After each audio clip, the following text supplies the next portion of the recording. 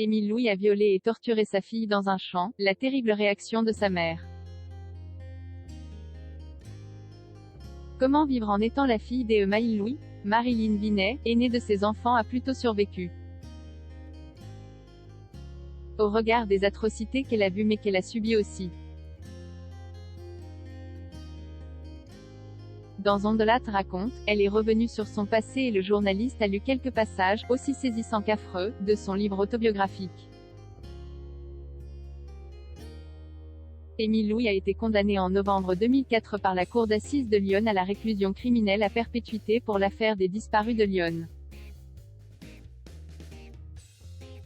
Les meurtres de jeunes femmes handicapées qu'il a commis à la fin des années 1970. Un terrible personnage qui avait sa propre famille. Comment vivre avec le poids d'être lié par le sang à un tel individu? Point. Son aînée, Marilyn Vinet, a tenté de comprendre dans un livre Catharsis publié en 2003, être la fille d'Émile Louis. Christophe Ondelat l'a interviewé pour son émission sur Europe 1 consacrée aux grandes affaires criminelles françaises. Avant de l'écouter, le journaliste a lu des passages glaçants de cet ouvrage racontant ce qu'elle a vu des atrocités, mais aussi ce qu'elle a subi. Mariée de force à 17 ans à peine, Marilyn, la première des 4 enfants qu'Émile Louis aura avec Chantal Delagneau, reste sous l'emprise de son terrible père.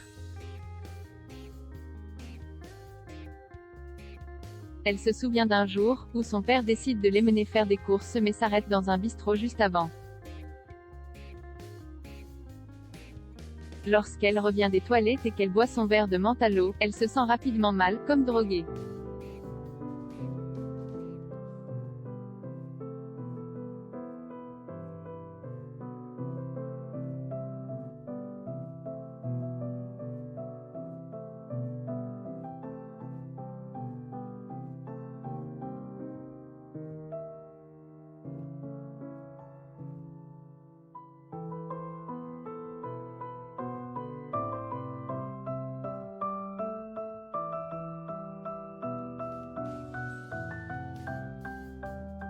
Le calvaire ne s'arrête pas là. Émile Louis abandonne sa fille toute la nuit, la laissant attachée, puis la récupère et la dépose, seule, à la gendarmerie.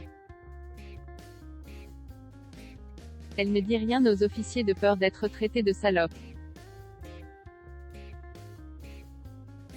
Lund la ramène chez elle et elle se fait accueillir par son père qui l'insulte en l'accusant d'avoir trompé son mari.